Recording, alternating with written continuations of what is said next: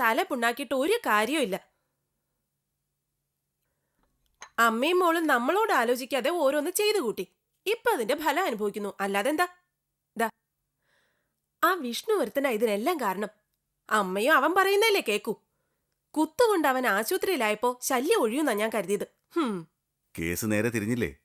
ഇപ്പൊ അടിപിടി കേസിൽ വിഷ്ണുവാണ് ഒന്നാം പ്രതി. അയ്യോ, പോലീസുകാരെ ദത്തം പോക്കറ്റിലാക്കി.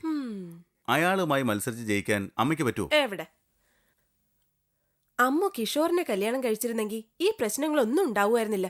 എന്നല്ല, എല്ലാവർക്കും ഗുണവും ഉണ്ടായേനെ. എല്ലാം സഹിക്കാം. അവനെ ജാമ്യത്തിലിറക്കാൻ അഡ്വക്കേറ്റ് അയ്യരെയും കൂട്ടി അമ്മയും അമ്മവും കൂടി പോലീസ് സ്റ്റേഷനിൽ പോയിരിക്കുന്നു. ആ കോൺസ്റ്റബിൾ സോളമൻ അത് പറഞ്ഞപ്പോ എന്റെ തൊലി ഉരിഞ്ഞുപോയി. കൈക്കൂലിയുടെ തമ്പുരാനാണ് സബ് ഇൻസ്പെക്ടർ. SP ആണെങ്കിൽ ദത്തം മൊലാലിയുടെ ശിങ്കടിയും. അമ്മയെ അമ്മുവിനെ അപമാനിക്കുന്ന തരത്തിലായിരുന്നത്രേ അയാളുടെ സംസാരം. ജാമ്യം കോടതി വന്ന് വാങ്ങിച്ചോളാൻ പറഞ്ഞ് ഇൻസ്പെക്ടർ അവരെ സ്റ്റേഷനിൽ നിന്ന് ഇറക്കി വിട്ടു. എന്റെ ദൈവമേ, അമ്മ ഇത്രയ്ക്കങ്ങ് അധപതിച്ചല്ലോ. ഒരു വേലക്കാരൻ ചെറുക്കന് വേണ്ടി സ്വന്തം അഭിമാനം പോലും നോക്കാതെ. അയ്യേ, ഛേ. അകന്ന് നിൽക്കുന്നത് തന്നെയാ നമുക്ക് നല്ലത്. ക്ലബിൽ വെച്ച് ആ പീറ്റർ എന്നെ മനഃപൂർവ്വം കൊച്ചാക്കാനായി അമ്മയും ദത്തനും തമ്മിലുള്ള കേസിന്റെ കാര്യം എടുത്തിട്ടു. എന്നിട്ട് എന്നോട് അയാളൊരു ചോദ്യം. പ്രവീൺ ആരുടെ സൈഡിലാ? മദറിന്റെ സൈഡിലോ അതോ ശത്രുവായ ദത്തന്റെ സൈഡിലോ എന്ന്. ദത്തൻ ഇന്നലെ വരെ അമ്മയുടെ ഏറ്റവും അടുത്ത ബന്ധുവായിരുന്നില്ലേ? സ്വന്തം മോള് തന്നെയല്ലേ അമ്മയെ ദത്തന്റെ ശത്രുവാക്കിയത്? ആർക്ക് വേണ്ടി? ആ വിഷ്ണുവിന് വേണ്ടി. അവന്റെ മുന്നിൽ മുലകുടി മാറാത്ത കുഞ്ഞിന്റെ മട്ടിലല്ലേ അമ്മ കൊഞ്ചി കുഴയുന്നത്? ആളുകൾ അപവാദം പറയുന്നതാണോ കുറ്റം? കല്യാണം കഴിക്കാതെ ഭാര്യ ഭർത്താക്കന്മാരായി ജീവിക്കാനും ഒരു രസമൊക്കെ ഉണ്ടേ. അരുണേ, എന്റെ പെങ്ങൾക്ക് പല ദോഷങ്ങളുണ്ട്, സമ്മതിച്ചു. പക്ഷെ അവൾ ഇമ്മോറലാണെന്ന് മാത്രം പറയരുത്. അമ്മ മുല കുടിക്കുന്ന പ്രായത്തിലാണ് വിഷ്ണു ഞങ്ങളുടെ വീട്ടിൽ വന്നത്. അവളെ എടുത്തുകൊണ്ട് നടന്നതും പാല് കൊടുത്തതും പാട്ടുപാടി ഉറക്കിയതും ഒക്കെ അവനാ. കൊള്ളാലോ, പൊന്നാങ്ങളയുടെ ഒരു സ്നേഹം. ദേ, ഒരു കാര്യം ഓർമ്മ വേണം. അത്യാവശ്യത്തിന് 5-10 ലക്ഷം വേണമെങ്കിൽ നമുക്ക് ഓടിച്ചെല്ലാനുള്ള സ്ഥലമാണ് ദത്തന്റെ ഓഫീസ്. നീ പറഞ്ഞു തന്നിട്ട് വേണോ ഞാനതറിയാൻ? എന്തായാലും കാര്യങ്ങൾ അമ്മയുടെ കൈവിട്ടു പോയി. ഇനി ഞാൻ പോയി സഹായിച്ചാലും പ്രയോജനം ഉണ്ടാവാൻ പോകുന്നില്ല. എങ്ങനെ സഹായിക്കും? നമുക്കുള്ളതെല്ലാം വിറ്റുപറക്കി ആ പണം കോടതിയിൽ കെട്ടിവെക്കോ? നമുക്കെല്ലാം നഷ്ടപ്പെടും, ദത്തന്റെ ശത്രുതയും കിട്ടും. അത്ര തന്നെ. അമ്മയ്ക്ക് പ്രായമായി.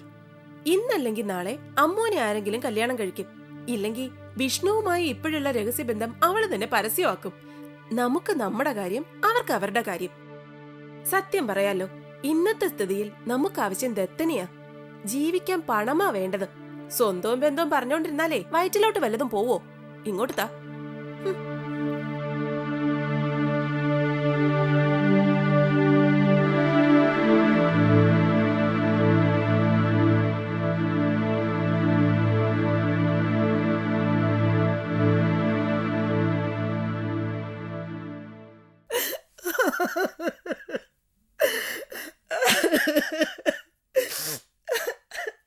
ആ മക്കളായ തള്ളമാര് പറയുന്നത് കേക്കണം.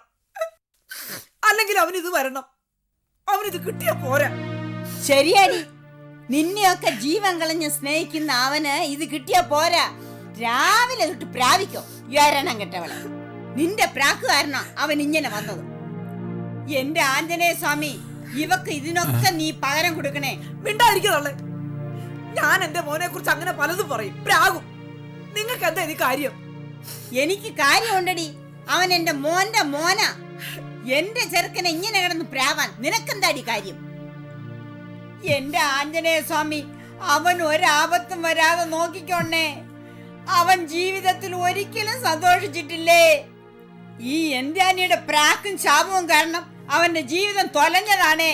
ഇനിയെങ്കിലും ഇവളുടെ തലയിൽ ഇടുത്തി വീഴ്ത്തി അവനൊരു സമാധാനവും സ്വസ്ഥതയും കൊടുക്കണേ. ഈ അമ്മൂമ്മയുടെ ഒരു കാര്യം ഒന്നും മിണ്ടാതിരിക്കുന്നുണ്ടോ? ആങ്ങളെ കൊണ്ടുവരുന്ന നാണക്കേട്. പിന്നെ അമ്മൂമ്മയുടെ വക അമ്മൂമ്മ തുടങ്ങിക്കോ. എന്നാടി അവനെ കൊണ്ട് നിനക്ക് ഇത്രയും നാണക്കേടുണ്ടായത്? കഷ്ടപ്പെട്ട് നിനക്കൊരു ഭർത്താവിനെ തന്നത് മുതലാണോ?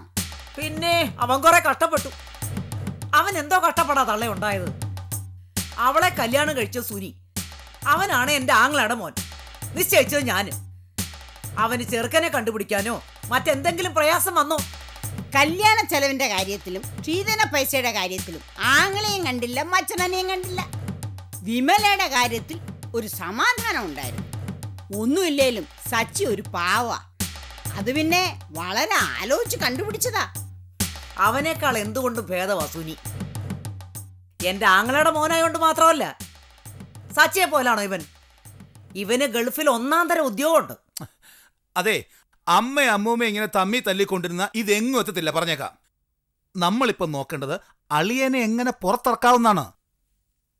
നാളെ കോടതി ഹാജരാക്കും, അവിടുന്ന് ജാമ്യം കിട്ടുമായിരിക്കും. ചോ, വലിയ നാണക്കേടായി. ഈ കൊച്ചേട്ടന് കുറച്ചൊക്കെ മാനം മര്യാദയ്ക്ക് ഇരുന്നൂടെ? ഹോ, മനുഷ്യർക്ക് തല ഉയർത്ത് നടക്കാൻ വയ്യാതായി. നാട്ടുകാരെന്തു വിചാരിക്കും? ആകെ ഉള്ളൊരാങ്ങള പോലീസ് ലോക്കപ്പിലും കോടതിയിലും. ഏതായാലും സുനിച്ചേട്ടനായത് കൊള്ളാം. വേറെ ആരെങ്കിലും ആയിരുന്നെങ്കിലേ എന്നെ ഇപ്പൊ വീട്ടിൽ കൊണ്ടുവന്ന് വിട്ടേനെ. അത് ശരിയാ, സുനിച്ചേട്ടനായതുകൊണ്ട് നിന്നെ വീട്ടിൽ വിട്ടില്ല. എങ്ങനെ കൊണ്ടുപോയി വിടും? നീ നിന്റെ വീട്ടിൽ തന്നെയാണല്ലോ നിപ്പ്.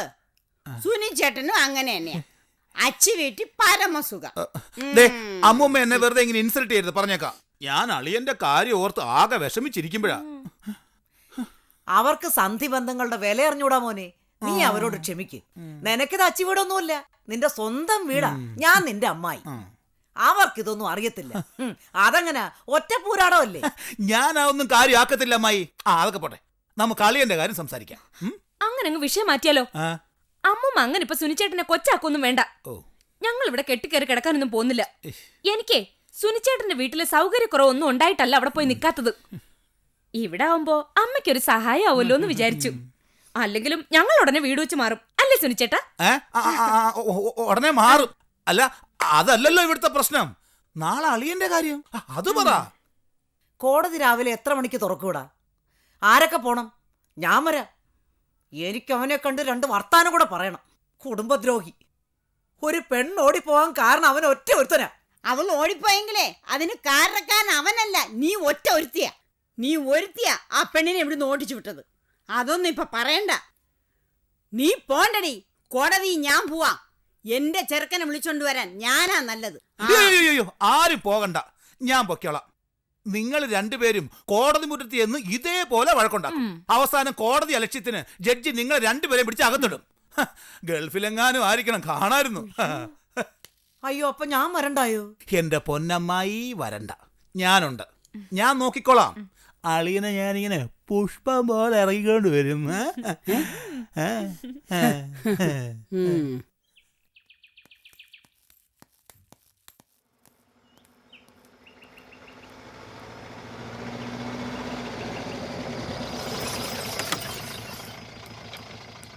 അളിയന് ജാമ്യം കിട്ടിയട്ടോ.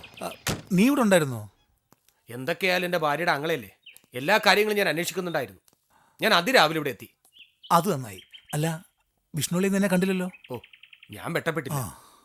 നല്ലൊരു വക്കീലാ വാദിച്ചത്. എന്നാ പിന്നെ നീ വിട്ടോ, അധികം നിൽക്കണ്ട. നമ്മൾ രണ്ടുപേരും വെള്ളത്തിലാവും. ചെല്ല ചെല്ല ചെല്ല.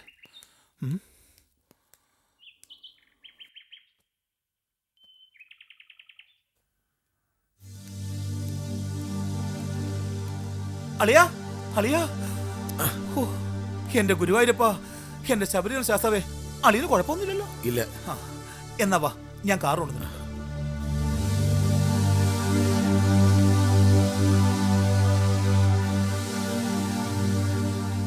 വിഷ്ണു ചെല്ലേ.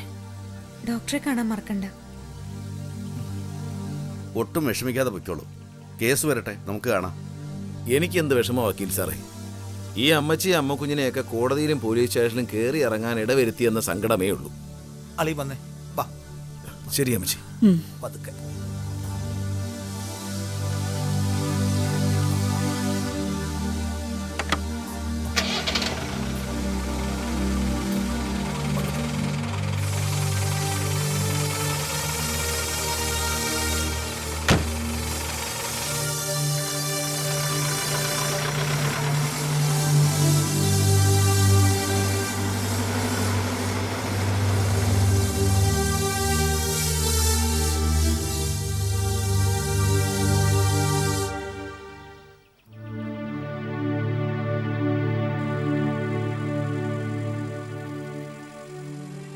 അല്ല അളിയൻ ഇതൊരു തിരിച്ചു പോയില്ലേ?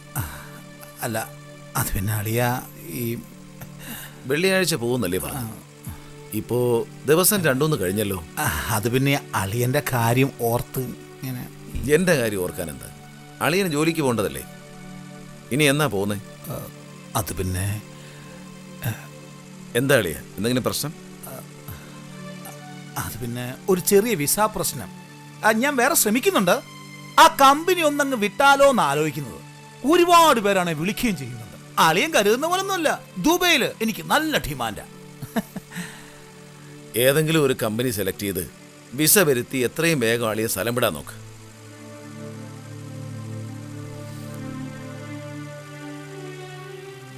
എത്ര കാലമായിട്ട് ഞാൻ വണ്ടി വലിക്കുന്നു. നിങ്ങളെങ്കിലും ഒരു നല്ല കരയ്ക്കെടുത്തെങ്കിൽ അതൊരാശ്വാസമായനെ. നിങ്ങളുടെ അടുത്ത് എന്തെങ്കിലും പണമോ സഹായമോ പ്രതീക്ഷിച്ചിട്ടോ ആഗ്രഹിച്ചിട്ടോ അല്ല.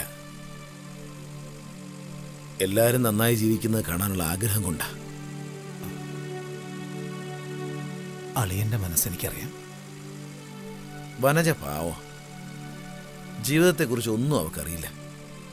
അതെങ്ങനെ? അമ്മയുടെ ട്രെയിനിങ് അല്ലേ അവൾക്ക് കിട്ടുന്നത്. അവൾക്ക് ജീവിതത്തെക്കുറിച്ച് ഒരുപാട് പ്രതീക്ഷകളുണ്ട്. അളിയനതെല്ലാം സാധിച്ചു കൊടുക്കണമെന്നില്ല. എന്നാലും അവളെ വിഷമിപ്പിക്കരുത്.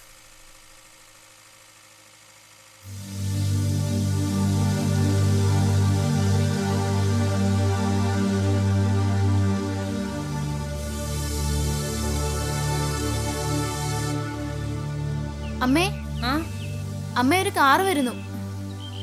അമ്മാവനാണെന്ന് തോന്നുന്നു. അത് നിനക്ക് എങ്ങനെ അറിയാം? രാവിലെ സുനിച്ചിട്ടപ്പ പറയുന്ന കേട്ടു ഇന്ന് അമ്മാവന് ജാമ്യം കിട്ടുമെന്ന്. ഇവിടെ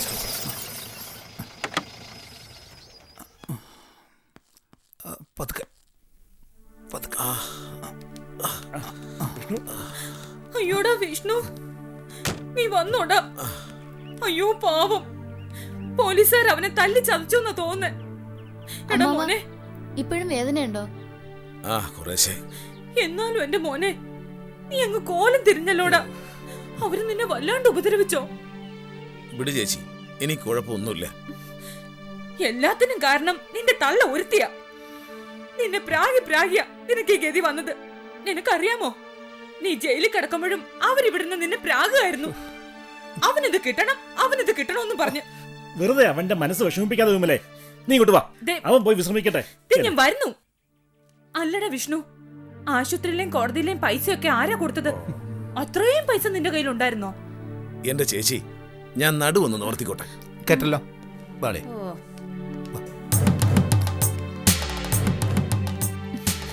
എന്റെ മോനെ, നീ ഇങ്ങോട്ട് പോരെ. ചേച്ചി നോക്കിക്കോളാം നിന്നെ. എടാ, നിന്നെ എടുത്തോണ്ട് നടന്നതിന്റെ തഴമ്പ് എന്റെ കയ്യിൽ നിന്ന് മാറിയിട്ടില്ല. ഓ എന്നാ എടുത്തോണ്ട് നടക്കടി. ഓ വലിയൊരു സ്നേഹക്കാരി. ഓ വന്നല്ലോ. എന്താ, ഞാൻ ഇനി എടുത്തോണ്ട് നടക്കും. അവന് മീശൻ താടി വെച്ചെങ്കിലും എനിക്ക് ഇപ്പോഴും കുഞ്ഞാ. ഞാൻ എടുത്തോണ്ട് നടന്നതാ. എടുത്തോണ്ട് നടന്നു. അതാണല്ലോ അവനൊരു അപകടം വന്നപ്പോ നിന്നെ ആ വഴിക്കെങ്ങും കാണാഞ്ഞത്. 3-ാം ദിവസവും 4-ാം ദിവസവും അല്ലേ നീ ആശുപത്രി ചെന്നത്? അല്ലെങ്കിൽ നിന്നെ പറഞ്ഞിട്ട് എന്താ കാര്യം? നിക്കുന്ന കണ്ടില്ലേ നാണം കെട്ടവൻ. വന്ന പാടെ അവന് പെറ്റകളെ കാണാനല്ല. ഓ ഈ എണ്ണം കെട്ടവള് പറഞ്ഞ നുണയും കൊതി കേൾക്കാനാ ഇഷ്ടം. അതെങ്ങനെയാ? അവന് കുത്തുകൊള്ളുമ്പോ ഞങ്ങളങ്ങ് ഗുരുവായൂർ നിൽക്കുവല്ലായിരുന്നോ? അങ്ങനെ വരട്ടെ. വെറുതെ അല്ല കൊച്ചേട്ടന് കുത്തുകൊണ്ടത്. മനോദോഷികൾ പ്രാർത്ഥിച്ച എതിർഫലമേ വരൂ.